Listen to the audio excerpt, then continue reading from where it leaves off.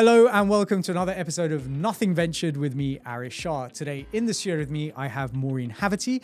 Maureen is a principal at Seraphim Space, leading early and growth stage investments. Maureen has a PhD in nuclear engineering from the University of Manchester and worked at the National Nuclear Laboratory on nuclear fuel performance. She moved to California and joined a startup that pivoted from building a reactor into satellite propulsion in 2017, sold $70 million of propulsion systems within 6 weeks, and exited to Astra, where she then worked in corporate development. She sits on boards and observers at D-Orbit, and Atmos Space Cargo is a board member at Chai and has 50 systems in space. In today's episode, we talk about how Maureen invests in space, in going to space, and anything that supports the ecosystem. In 2024, when I met investors at networking drinks and said, oh, I invest in space, we were like, oh, cute. Now in 2026, I've got like these massive enterprise SaaS generalist funds who are like, let me show you my lunar mining company. How the UK had the first civil nuclear reactor in the world. They were both weapons manufacturing devices and the first civil nuclear reactor in the world. How engineers are stuck in national labs, and how do we get them out into the commercial world? We have engineers in the national labs. Isn't it great that we're producing papers? There's been no sense that actually, national lab, you're not going to commercialize this. You need to come up with a solution of how you're going to commercialize this. How generalist funds give the benefit of deep pockets. Things do go wrong as they do in all the startups, and having a fund that is deep pocketed that wants you to succeed and can bail you out, that's great. So ultimately, I do think you want generalists in the ecosystem. Whether or not markets can solve for sovereign questions. Markets solve, other players will step in and solve that. And why SpaceX's IPO has been incredibly positive for the ecosystem. The SpaceX IPO has, in my opinion, been extremely positive for the ecosystem. Let's get straight into it. Hey guys, whilst I've got you for a second, I thought I'd reintroduce myself. My name's Aarish. I am the host of Nothing Ventured, the podcast where I talk to the people behind the stories that make the venture ecosystem go around. I'm also the founder of Emerge One, a consultancy that provides fractional CFO support to venture-backed tech startups from seed to Series B and beyond. If you enjoy the podcast, I'd really appreciate it if you could like and subscribe wherever you listen. And if you ever want to have a chat with me about anything at all, do reach out on LinkedIn or on X. I'm always up for a bit of a natter. Right, let's get straight back into it.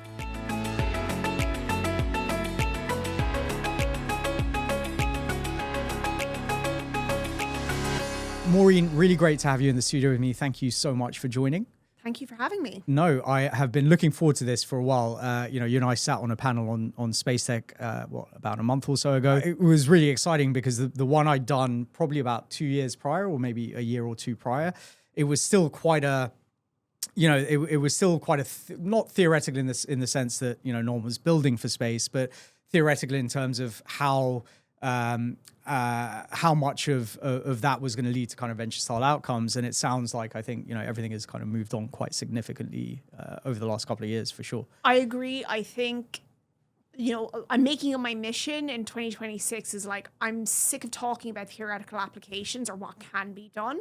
I'm just talking about what companies are doing right now. Unfortunately, I think I probably sound like a bit of an advert for the podcast, for our portfolio, but has to be done. People are doing real things. We need to talk about it. Well, we are going to talk a little bit of theory, so do excuse me for that. But I actually want to start on something that is, certainly from the perspective of when you were doing it, very much kind of earthbound rather than spacebound, right? And this is nuclear, right? Which you spent a large part of your early career within. And the thing I want to kind of unwrap is why the UK has sort of failed at nuclear, because senior engineers habitually choose steady roles at national labs and primes rather than startups.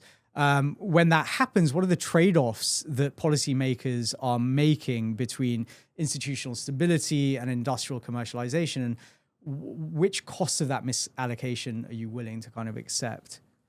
I just want to give a bit of context for people who probably don't realize how proud the UK's nuclear heritage is.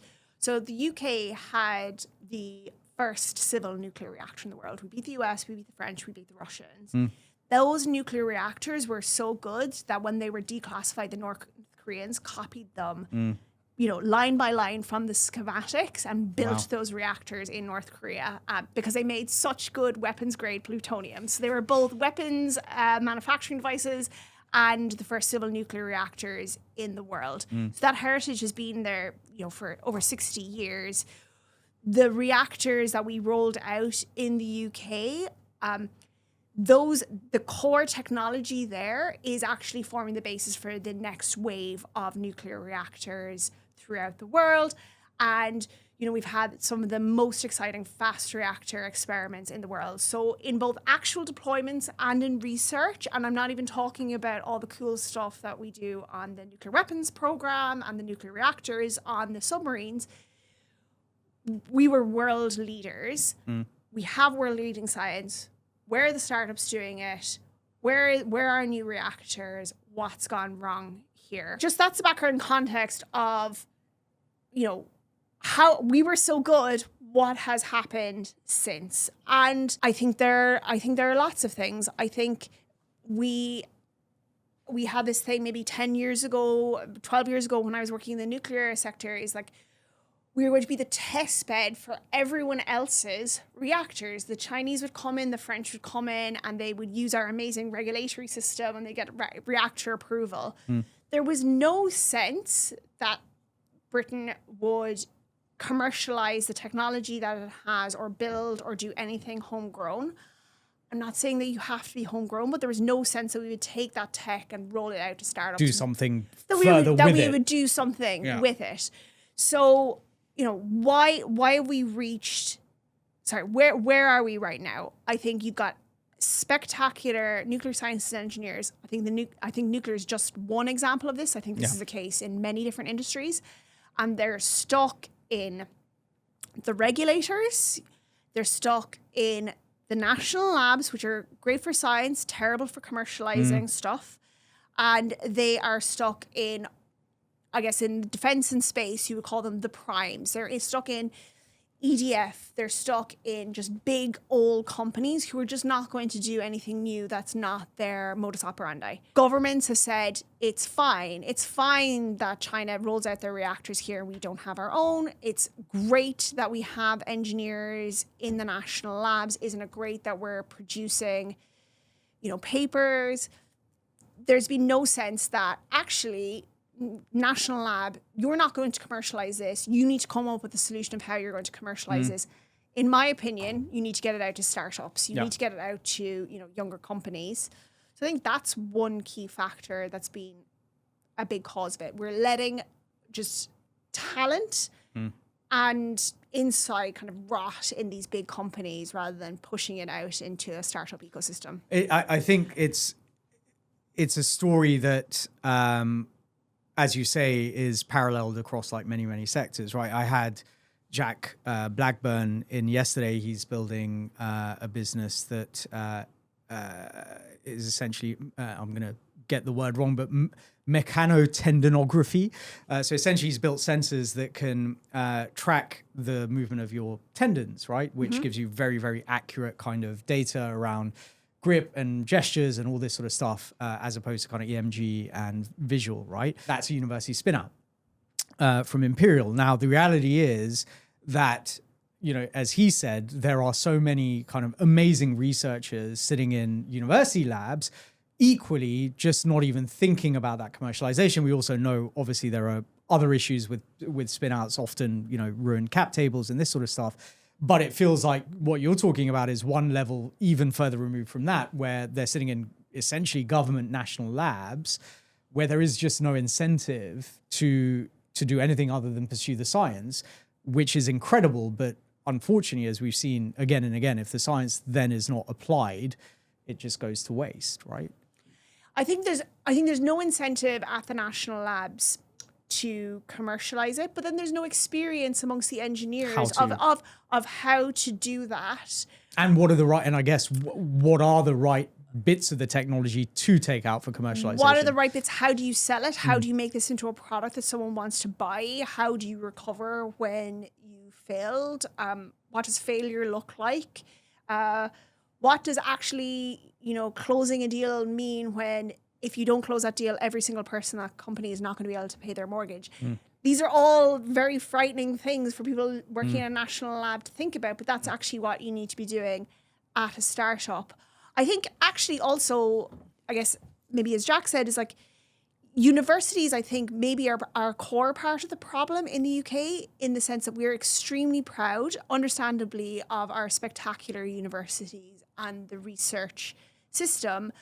But we, in general, prepare PhDs to stay on in academia and stay on that postdoc treadmill. And it becomes a kind of paper chase, right? But there's basically just not enough jobs, you know, academic jobs at the end. So we've got these postdocs stuck in the universities. They're not getting out into startups early enough. I'll come back to why I think they're not getting out to the startups. But basically, once you've done 10 years of a postdoc, unfortunately, no one in industry is going to take you. And it's really terrible for the individuals within that. But then when you like post that across an industry and the entire academic institutions in the UK, it's really terrible. I think that contrasts quite a bit within the US, where they're like, actually, most PhDs are not going to stay in academia, and that's great. They're going to go and work for startups. They're going to go and work in industry. They're going to work in big tech. And there's just that much more risk appetite, I guess. There's more risk appetite, but also on the part of the employers. So I think one of the things that I saw when, you know, I was finishing up my PhD and everyone was applying for jobs is that there was one woman who worked with me. She was totally spectacular. She did her PhD on wave modeling, and she was trying to get a job working at a startup doing wind modeling, and they wouldn't hire her because, what's the experience in wind versus wave? And it's the exact same science, or similar enough. And I think basically we tend to, in the UK and in Europe, we hire for experience and expertise, and we perceive the PhD to be a marker of expertise. Whereas in the US, they hire for aptitude and ability, and that's what the PhD is. It's like, oh, you've got a PhD in this. You're probably smart and you're willing to work hard. You'll figure it out. You'll figure it out. And if you don't, you know, we can let you go. You know, it's fine. And you'll find another job. I think this is, so it actually reminds me of something an ex-client of mine, now a friend, had said to me. You know, he's a Cambridge-trained computer scientist, you know, built a startup in the kind of charity tech sector. And he said there's this dichotomy, right? And he was talking about software engineers, but he goes, there's this dichotomy where software engineers want to be building really cool stuff, but on the flip side, they're engineers. They've literally mapped out their entire lives, and moving into a startup is like a really risky way of trying to map out your life, you know, as we both know. And I guess in the UK, and this is something I've talked about a huge amount, one of the big problems that we have is this kind of this fear of failure, right? Like whereas in the US, you know, you go to an investor and say, well, I did 3 and they failed. They'll throw money at you. Whereas over here, I did 1 and it didn't quite work out. You're now kind of almost pariah, right? To a lot of people, not necessarily in the venture ecosystem. I think, you know, VCs are a bit better at understanding that failure mode is a necessary part of, you know, building experience and learning how to do the next thing. But what it sounds like is, you know, from what you're saying, that we have this sort of almost gated system where it's like, okay, join a national lab that gives you security and the ability to work on stuff that you're interested in. So those engineers are less incentivized to move into a startup. Because of our kind of hiring practices in the UK, we do have this tendency to index towards, well, if you have specific experience in this, you know, I was explaining about my daughter earlier, like, you know, rather than thinking, well, this is a really smart individual that could figure out whatever this is because they figured it out in this other area or other domain. So then there's this tendency not to get picked up there. And then again, we have this problem where, you know, in the UK, and this has probably changed a lot over the last couple of years for sure. But, you know, a few years ago, if you came out and said, well, I'm working on nuclear fusion, right? Like you probably wouldn't have got funded in the UK because it was just too kind of out there moonshotty. In the US, it would be, again, yeah, go for it. Like, let's see if this works. Because if it does, it'll be transformational, right? Yes, I think there's absolutely the issue with fear of failure, how that's perceived over the course of your career. You know, I'm not saying that if you go and join a startup, you're definitely going to have a successful career at that startup or in any other startup. Yeah. But you will learn more in 2 years, and then, you know, you can go and do a safer job. And I guess I hope that route starts to open up for people. I suppose one thing I would be cautious about in the UK, I think you were saying like, oh, if you should say you're going to do nuclear fusion, will you actually get funding for that? We're headquartered in London. We invest globally. We are thoughtful about what kind of startups can get funded long term in the UK, in Europe, in the US. And we've got specific tech that we're just like, it's an American game. And it's like, I hate to say it. Depth of capital. Depth of capital, risk appetite. It's just like, it's an American game for a very good fundraiser. So I don't want to say that like, someone listening to this podcast is going to be really inspired to finally quit their job at the national lab and go and do nuclear fusion startup and it's going to get funded. I mean, that is going to be an issue, but although there have been UK startups that have been funded, absolutely. I think that is happening, but I think there are many parts of the problem that need to be solved for us to become a deep tech, high risk appetite startup powerhouse. But I think as a very first step, we should be getting more smart people, more capable people out into startups and just working on problems in a much more commercial, problem-focused way. Yeah, I couldn't agree more. I mean, look, I've built kind of my entire business around supporting the UK startup ecosystem. And what I've seen over the last couple of years is, obviously we've moved quite dramatically and considerably away from, SaaS and B2B SaaS rather, which felt like a kind of side quest that we've now kind of returned back to actually, and maybe this is also because of the quality of research and the quality of PhDs that we have in the UK, where actually we're seeing more and more deep tech being funded, and some of the stuff that is being funded is truly exciting. And it feels like venture has kind of returned a little bit to its roots. And, it was semiconductors back in the 1960s or whatever. And now it's this whole kind of move from bits to atoms, or even bits that enable atoms or atoms that enable the bits. Like, that seems exciting because frankly, like 60% of GDP globally is in physical products, right? It's in atoms, not in bits, right? So, what would be your kind of closing thoughts on, if there was one thing that you think would potentially, or one or two things that would potentially unlock that kind of untapped talent, whether it's nuclear, whether it's something else, what would your suggestion be? So I'm a massive believer in you can really only, change what's within your control. So I think anyone who's listening to this and is working in a national lab or in a university and is, disgusted by the fact that the great science that we have is not getting out, go and work in a startup. Just quit your job and go and work in a startup. That is what I think. And I think, if more people, if more people did that, that would solve a lot of the problems. So rather than us try to have a policy change, I think we just need to decide to change our culture, and that starts from the individual just being sick of it and just going and doing something about it. And look, there is an argument, I would say, at the moment. We all know about this kind of jobs crisis between 16 to 24-year-olds. We equally, it's very clear that the graduate premium has been in decline in the UK, and the kind of ideal of having a 20 to 30 year career in one business is kind of for the birds, right? I don't think anyone kind of thinks in that way anymore, really.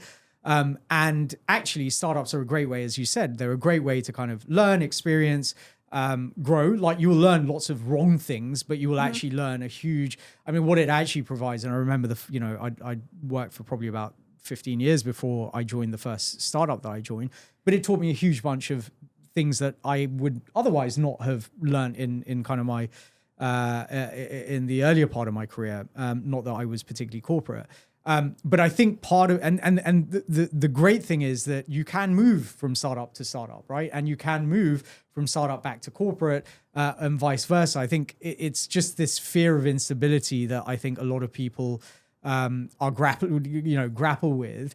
But actually, if you treat it as a learning experience, then it actually gives you the opportunity to build and grow kind of your profile, your CV, whatever it is, and potentially create some really cool stuff along the way, right? Yeah, absolutely. I just think you need to take it as a learning opportunity, and you'll learn different things.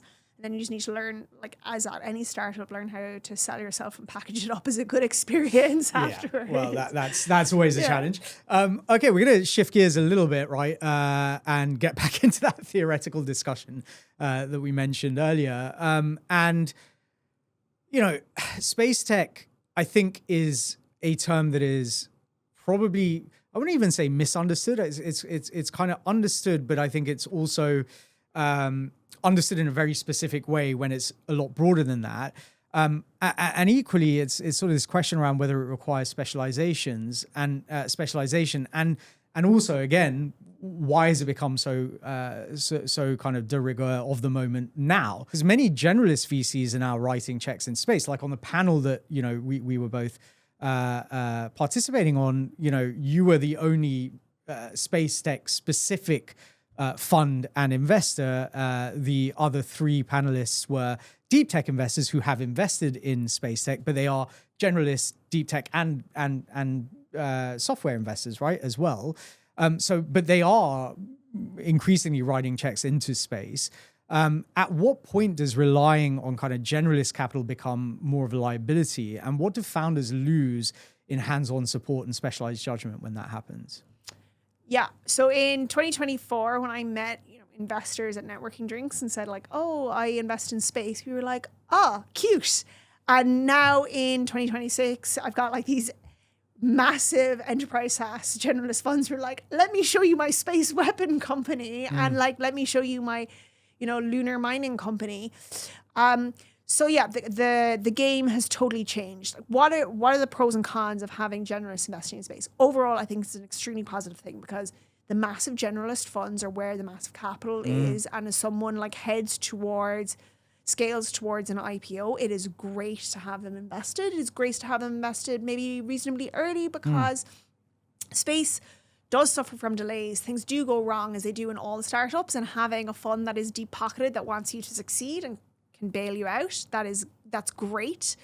And smaller, specialist funds do tend to be smaller and are less in a position to do that. So ultimately, I do think you want generalists in the ecosystem. You want them in your companies. Why do you still want a space specialist? I think is because one, we can tell the generalist funds like, no, this delay is normal. This delay should be accepted. This is not a delay that's indicative of a bad company. Or sometimes, no, this is a delay that's indicative of a bad company. Yep. So you need us to kind of, manage the relationships and the understanding. I would say that in general, not all, some generalist funds, especially in the US, are exceptionally well connected into space customers, into government. You can probably name who those are. We are well connected into customers and understanding the customers. And, people say like, oh, I want access to your portfolio to sell into your portfolio. No, you want access to the rest of my portfolio to understand how they're selling into the same customer with a different product. But actually, this is how the ecosystem works. I think particularly at an early stage, it's helpful to understand someone who understands all the things that can go wrong and can guide you around that. I suppose the downside to that is we've also seen a lot of things that have gone wrong, and maybe that can actually make us a little bit risk averse on some certain things. So you need to kind of constantly remind yourself, like, this isn't 2017 anymore. This thing is actually, this has been done several times by other companies. This did get funded. So there are pros and cons to having a specialist and generalist. I think you want both. Yeah. Maybe some negative things about having generalists in the ecosystem is some of them do overpay. They're really driving up the valuations to make basically a stage where it's hard for a company to fulfill that at the next round when maybe market conditions have returned. So that's a bit of a challenge. And I guess I do wonder if too many of the really big companies are investing in kind of moonshots is the polite way to put it, but like totally mad ideas, to be honest. Yeah. And then there's a crunch there. Does that actually drive LP or wider investment appetite away from the space sector? But I think these are going to be blips. that happen, but I think the general trend is towards greater investment in space. And why is SpaceX has proved it's real. Yeah. SpaceX has proved you can make money. Yeah. There's a new wave of companies who are proving that it's real, you can make money, you can IPO off it and survive on the public markets. And then obviously the geopolitical situation means that there's a lot of defense spending going on, and that a lot of that is going into space. Yeah. So let's talk about space and space tech. Give the kind of 101. Like what do we actually mean when we're talking about space tech? Are we talking about rockets? Are we talking about satellites? Are we talking about ground data? Are we talking about something else altogether? Yeah, so my description at the start of anything in space, going to space, or supporting that ecosystem, that I would call that space tech. So that's rockets, even though we've never invested in a rocket company. That's satellites, that's space stations, that's in space manufacturing, that's Earth return vehicles.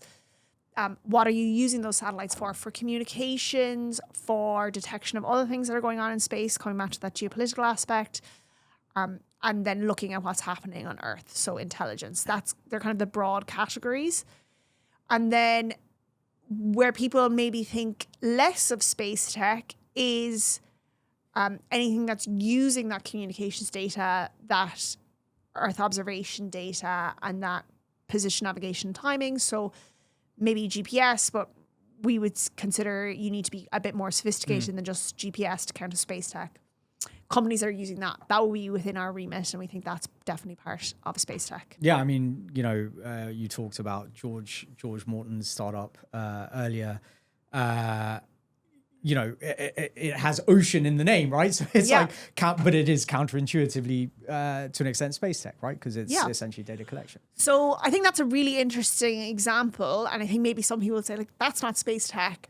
Why is that space tech? So the company is Online Oceans. They make ultra low cost maritime vehicles tied into their command and control software. So their real-time software to run the system and run their fleet of units called Tether.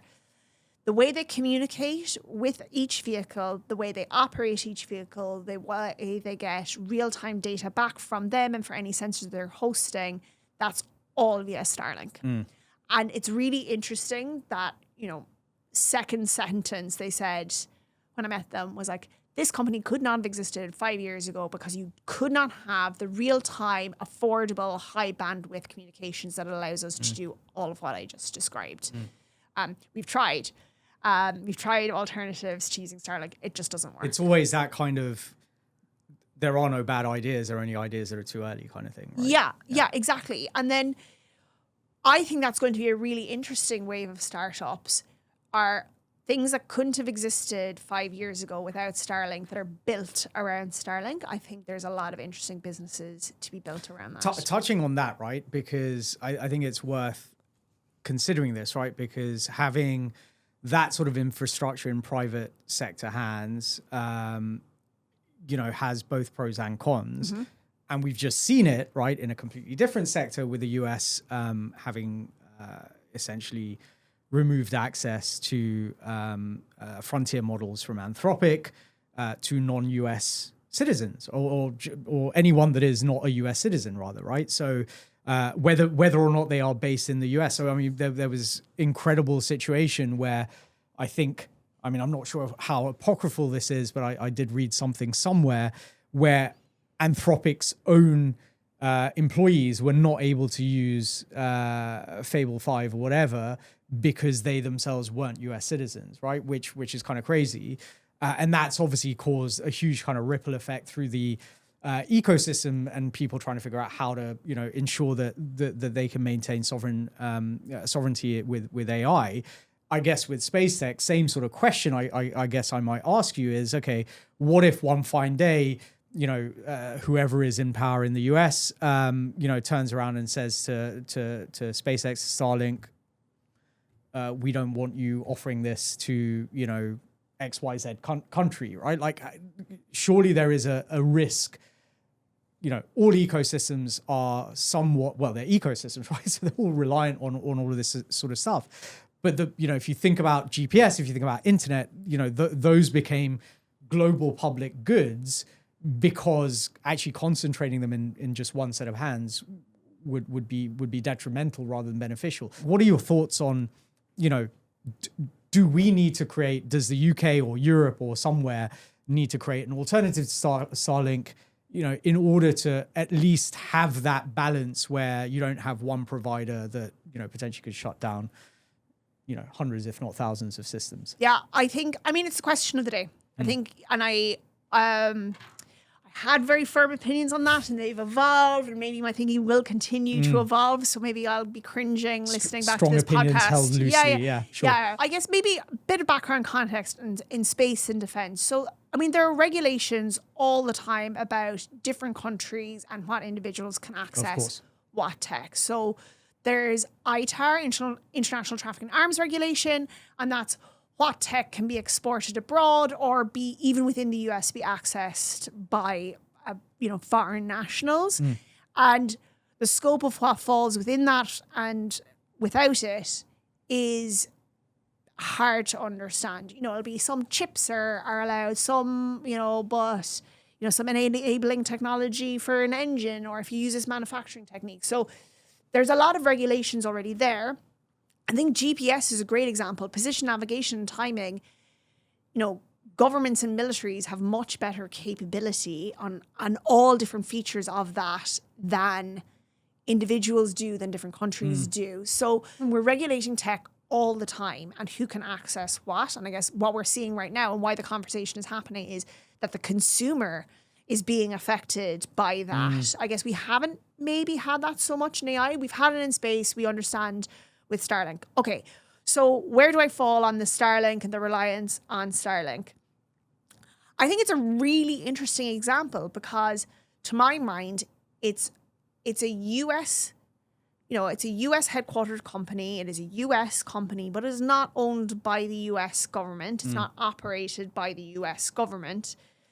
Ultimately, it is a company that has a fiduciary duty to its shareholders and the public markets to maximize value for shareholders. So I think that long term or medium term, I think that SpaceX and Starlink will make decisions that make it the most money.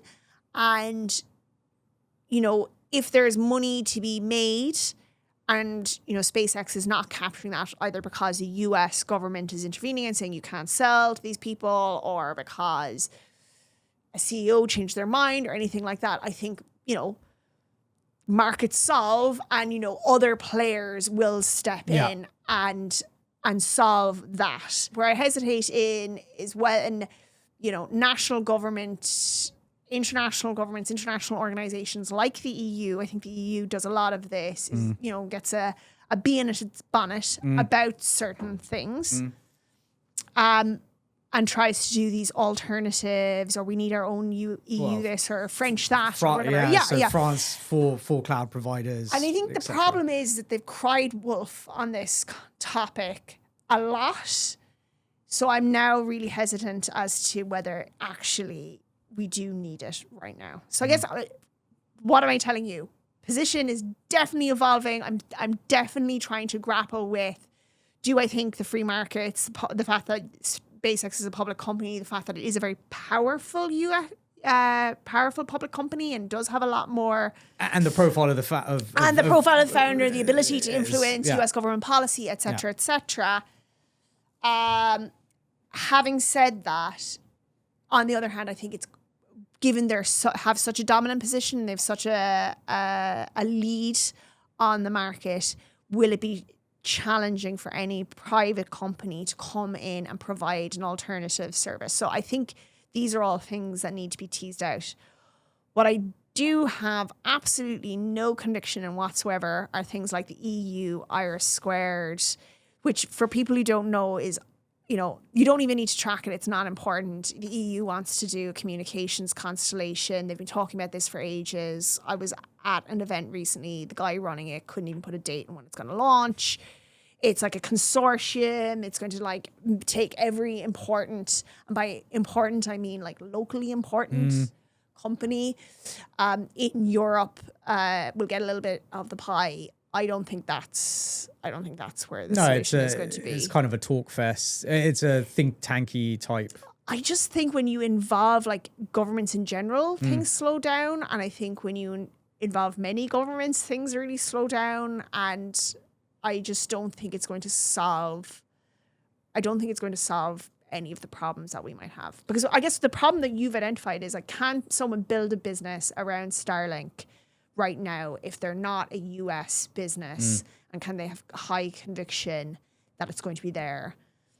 And that, I think, that's a question that people need to ask themselves. But like, you know, if someone comes in and says, I'm building a business around Starlink, like by and large, I'm like, okay, cool. That's I mean, there is nothing to suggest, and just to be clear, there is nothing to suggest that Starlink is going to do any of the things that that I pose as hypotheticals, because they are truly hypotheticals. But as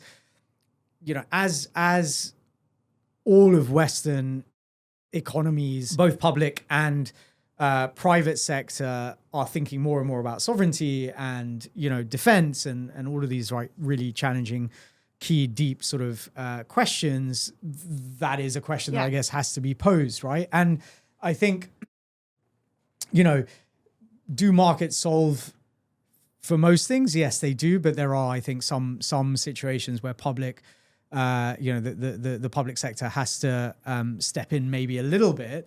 And look, we're seeing that even in terms of funding, right? You have, the AI, Sovereign AI Fund here in the UK. You have, the EI, I can never remember if it's the EIF, the EIS, whatever it is, EIF. You have the BBB.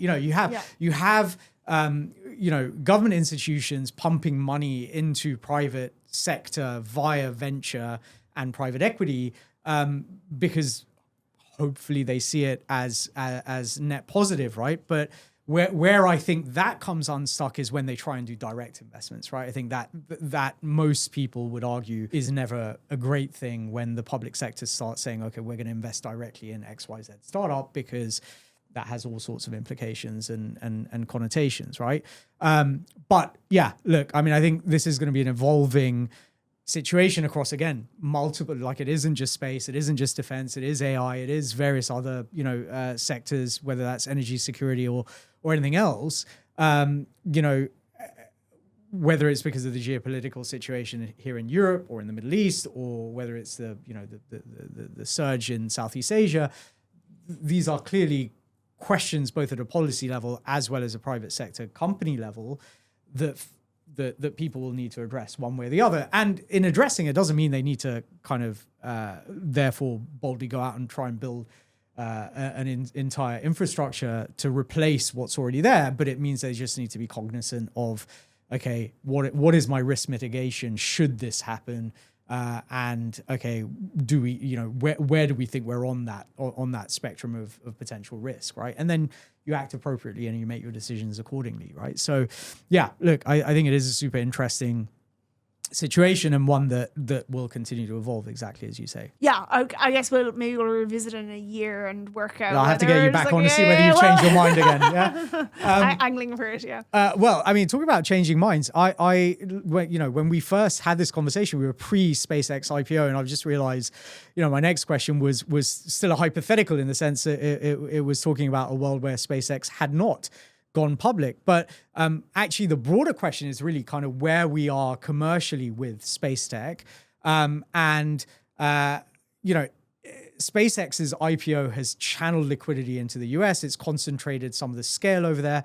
So given that, do you prioritize helping European founders chase rapid scale with foreign capital, or build slow with smaller European pools and accept potentially weaker exit markets? And I guess this ties into both of those topics we were talking about earlier, which is, this whole question around sovereignty, but also the kind of depth of capital that we have available. You're talking about nuclear. You potentially might say to a founder, actually, it's better to go out and build in the US because they have the depth of capital. But yeah, would be great. Well, firstly, I guess, an overall framing. Of course, none of this is investment advice. So, let's keep it to kind of just opinion. But has the SpaceX IPO been, a net positive for the ecosystem? Presumably, yes. And kind of, what is the longer term impact, and how do you think about commercialization? The SpaceX IPO has, in my opinion, been extremely positive for the ecosystem. I mean, the impact on valuations, private valuations in VC has been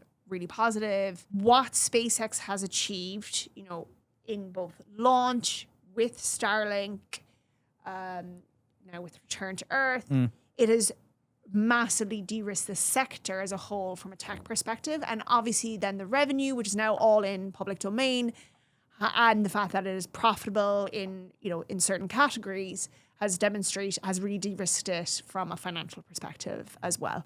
That has been really, really positive for the overall sector, because people are space is just a less risky category to invest in, and as a startup you're just more being judged on your own merits and the risks that you're taking on around the entire ecosystem. So that's definitely been really positive. I guess there's a feeling, and we'll see it, I am not a public markets investor, and I'm definitely not going to comment on where I think the share price is going to end up. Yeah, sure. But Probably not a bad idea. But a lot of people got really rich off SpaceX, both venture investors and then employees. Venture investors, they've done really well in space. And in general, when people make a bit of money in space, they get a bit of taste for it. So they're going to put money back into space. And then I think what the US expects to see, and we are seeing it amongst US investment, is a lot of SpaceX or current SpaceX employees got really rich. Yeah. And hopefully either pump that money back into the ecosystem via they're going to angels, or go out and build their own startups, like create another, absolutely. So that's that's exactly what's happening. So for the wider ecosystem, let's say you weren't a SpaceX employee, what does that mean for you? You're probably going to go head to head in a lot of categories with a SpaceX founding team, and that's going to be challenging to fundraise against. So, that's kind of the main negative. And I guess people do worry, SpaceX is kind of the new Google in the internet category. Like, won't Google just do this? Yeah. Won't, could SpaceX just copy this? Could SpaceX just copy this? And so it's trying to find those niches that will become very large where SpaceX currently isn't playing, or where you have an advantage. I think that's something that's important. But yeah, you absolutely, we look at more or less every company and say oh, what if SpaceX did this? Why aren't they doing it? But there is a kind of dichotomy there, right? Because, that Google question is one that's asked many, many times. And the answer invariably is they're just, they're too big, slow, post IPO, these companies get bigger. They don't operate in the same way that startups do in terms of speed of execution. Things change, right? Mm-hmm. And actually, as we've already seen with the SpaceX IPO, sometimes it's easier just to, acquire off balance sheet, right? $60 billion all equity acquisition or potential acquisition of Cursor, right? Like these, I always are, so the question I prefer to ask is almost not, could SpaceX do this? Would this be something SpaceX would acquire ultimately, right? Because they actually become a viable exit route for some of these businesses, where potentially the technology is great, but they haven't been able to commercialize. There is value. But outside of a strategic acquirer, they're probably going to fold or whatever, right? So actually, I think it to an extent, it actually gives more opportunity for the ecosystem rather than less. Now, yes, could SpaceX kind of copy core technology? Of course they could, right? Like in various ways. But I think history has shown us that it's rare for these hyperscalers to do that, right? They tend to acquire. So Google acquired Waymo, for example, or DeepMind, right? Is the obvious one. Meta acquired Instagram, right? They didn't build these applications themselves. It's just easier for them to kind of acquire and move on. It's interesting because SpaceX has traditionally not really acquired much. Yeah. They've definitely been a build it in-house kind of company. How will that change once they're beholden to the public markets? Yeah. That will be interesting to see. I guess it's also really interesting, 3 or 4 years ago, people said, eventually we'll see the downfall of Google. Eventually it won't be the most successful company in the world. But I guess people were like, really, will we? And I guess, it's not the most successful company in the world. It's not, it's not the company that we necessarily think in 10 years time. I feel that people have a lot less conviction that Google will be there. So like no one stays top dog forever. The ecosystem is always evolving. The competitive dynamics are always evolving. I mean, we never hear about Apple anymore. Well, like, that might change, and, companies reinvent themselves all the time, but they have to reinvent themselves to stay, to recover their position. I guess the other thing is as well, is like, you're not necessarily going up against SpaceX or Google or any other major company in your category. You're going up, let's say, against an individual VP of product management, potentially against a team that's in disarray. And that's why the product hasn't evolved in that specific category for a very long time. So, things can be ripe for disruption even when there is a dominant market player within that. In fact, if anything, actually, often it's a perfect time for disruption to come through, because when there is a dominant market player, they are busy trying to figure out, quarterly reporting, making sure that, they are satisfying shareholders, et cetera, and, to my earlier point, they can't necessarily move as quickly as they could when they were private, and actually that gives you an opportunity, right, as a private company to kind of think about things slightly differently. I think I personally absolutely believe that the SpaceX IPO has been a net, positive. I think, I did a news episode a week or two ago, and what it shows though for the venture ecosystem, I think, is very telling, right? Which is, we do have a liquidity problem within private markets. SpaceX's IPO, whilst amazing, and has created a huge amount of liquidity for both early stage investors as well as employees, as well as potentially, public markets as well over the longer term. It doesn't necessarily mean that the IPO window is open again, right? Because it is a category defining business that has cleared, right?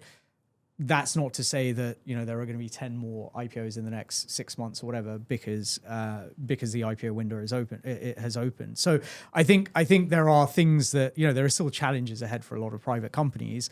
I think the biggest risk that I perceive, going into the next probably 2 to 5 years, is that all of these hyperscalers, whether it's SpaceX, within the space category, whether it's Anthropic within the AI category, or OpenAI for that matter, or whoever, is that kind of concentration. And we've seen it in the private, we've seen it with venture funding as well, right? Like, I think it was Q4 last year, 83% of all private capital went to like 18 companies or something, right? And in one quarter, it was like five companies, right? These companies continue to hold immense power across the ecosystem, right? And I think the challenge is going to be, okay, are there other companies that are going to come up and be able to challenge that? And if not, okay, where is their natural home, right? Like, and I guess the question, if there is a question here, is like, if you're a space company, if you can't get as big as SpaceX, what then? I guess, first of all, obviously SpaceX is like worth over $1 trillion. So it's absolutely fine, and you're going to make a ton of money, and you're going to make your VCs a ton of money, even if you don't. You can be a fraction of that and still be okay. You can be quite a small fraction of that, and you're going to make a ton of money. It's not to say if you're not as big as SpaceX, the IPO option is closed to you. Is the IPO option like wide open at the moment for space? We've had a couple of our portfolio companies go public. The traditional route the last couple of years, Hawkeye 360 was the most recent one, and that was successful. So the IPO route, I wouldn't say it's open, but it is. But it's not there. Closed. Yeah. It's not. It's it's more open than it was 5 years ago. One of the things that's always been challenging from space, and I think you articulated really well, is just there weren't really great deep-pocketed acquirers in general in space. Google has dabbled in space for a while.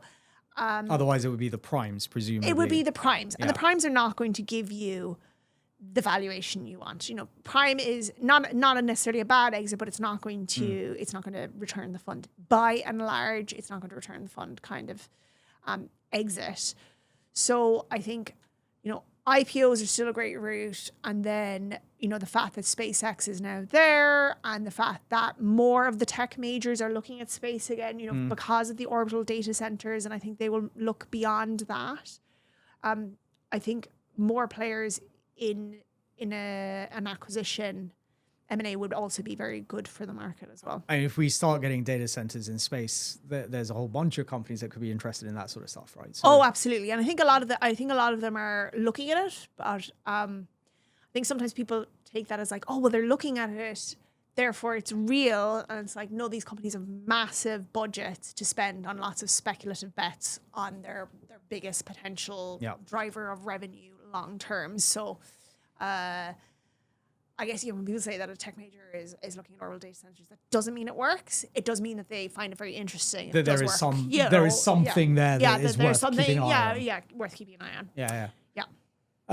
Maureen, this has been an absolutely phenomenal conversation. I want to close off with a couple of questions that we ask all of our guests. So firstly, what is one thing that you have a contrarian conviction about from any area of life, whether that's work, politics, socially, or at home?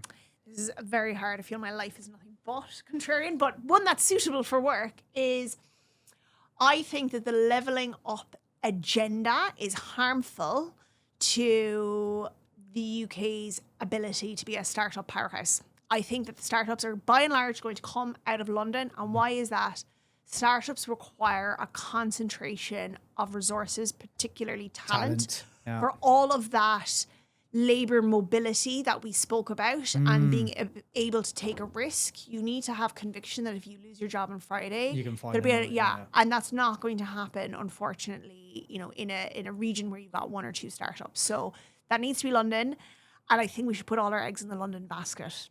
You are not the first person to say that. I have gone out and done some workshops outside of London, and there's a huge amount of education that's still required. I mean, I did one at an accelerator in the northeast of the UK, of England, rather. One of the questions I got, and it was about investor readiness. One of the questions I got was, and these are all pre-seed sort of startups, and definitely for the most part, well, no, one of them might have been in the deep tech space, but for the most part they weren't. But one of the founders asked me, well, okay, if I raise investment, I'll be able to use that money to pay myself back all the money that I put into the business already. And I kind of looked at them and said, no, that's really not how it works. So I think there is this paucity of education, there's a paucity of talent, there's a paucity of operators within the environment, like, for example, CFOs. Like, if I look at, it's interesting, we have a couple of CFOs outside of London in our team, but for the most part, it is very heavily concentrated in London. Why? Because that's either where the startups have been historically or will be, and essentially it's also where the largest concentration of capital is, right, in the country. So yeah, I don't think leveling up is a bad idea in general, but I understand your perspective in terms of kind of what it could mean for the startup ecosystem. But then I guess the question always becomes, okay, so then what? How do we bring some of these non-London hubs back up into kind of productive situations where their populations no longer feel like they've got to, protest vote against everything because their circumstances have deteriorated so much over the last 20 odd years. We could have another very long conversation on that, I think. But I suppose, first of all, just not to say that individual startups, can't come from the region. Individual amazing startups. Sure. Yeah. But I just don't think you will build. I don't think you will build a booming UK economy that's driven by startups, which I think we need to do. Agree. By trying to build these artificial clusters and trying to spread resources, trying to spread talent, etc., is the opposite of what you need for a startup. Like, at the end of the day, there is only one Silicon Valley in the world. I was going to say, yeah, exactly. There's only one. New York is a distant, third or fourth to that. You need to concentrate that as much as possible for startups. So I guess you look at different ways of improving a region that aren't about concentration of resources. Yeah. Maybe. Yeah, no, look, I mean, the point that I will absolutely agree with you on, despite actually agreeing with you on much of the rest anyway. But, I feel like the UK needs a vision, and the thing that we are just so good at, as we said right at the top, is research. We have this incredible, infrastructure around universities, around graduate programs, the sort of minds that we have here and throughout Europe for that matter, but certainly, just talking about the UK, we have really, really good programs. And actually, rather than trying to be the Silicon Valley or, trying to build Silicon Valley here, or, think that we should just emulate what the US does, I think if our vision was just to be really bloody good at getting some of this research out of the labs and starting to commercialize it, and then where that goes from here, that's that's a secondary question. But just doing that, I think you just unleash a huge amount of potential. I think that's what this country. I think talking about reindustrializing, creating new manufacturing hub, like that ship has sailed, and it's maybe there is some stuff that could be brought back or should be brought onshore or whatever. But that isn't going to revive the economy. But actually, I think startups have a really, really incredible role to play in that. And look at the Revolut kind of numbers, right? People who invested £5,000 in a Crowdcube round or whatever it was, I can't remember if it was Crowdcube or one of the others, but in a crowdfunding round, are now millionaires. And that is just a beautiful thing, and hopefully that money gets recycled, et cetera, right? And yeah, I think we've got to figure out how to do more of that. Finally, so that we can get to know the real you. Although I say this a lot, but I really get your kind of passion for everything that you have and are doing. So I think I kind of feel like we already know a little bit about this. But what is something that moves you the most emotionally? Do you mean professionally, or do you mean like... Most people would answer this from a personal perspective, but it can be whatever you want, to be honest. I think like emotionally, it is, I have a toddler, and I think that's been interesting for me because I am a very work-driven, learning new things kind of person. A lot of new things to learn with a toddler. But I think, at the end of the day, it kind of comes back to spending time with him. Kids, yeah. I think it is rare that people with young kids don't say that. You can't, because what if you're... When they listen to it in 10 years' time, they're like, Mom, why did you say that? Raheem was on the podcast a couple of weeks ago. He's written a book called Super Skills, which is the skills that you need in an AI world.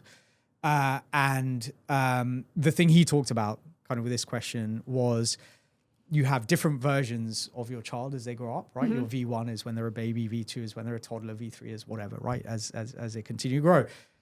You can never get time back with each of those versions, right? It's like a new person each time. And obviously as parents, we see that as, a seamless evolution. You don't notice that step change until all of a sudden they're kind of this weird teenager that doesn't want to speak to you again or whatever.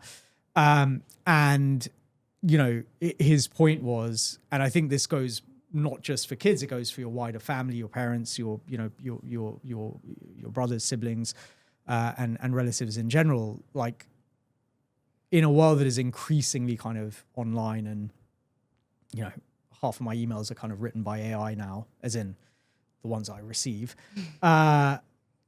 Spending time and like really just taking that time to be with people is one of the most beautiful things that you can do, and certainly for me is definitely hugely positive from an emotional perspective. How old is the toddler? Coming up to 2.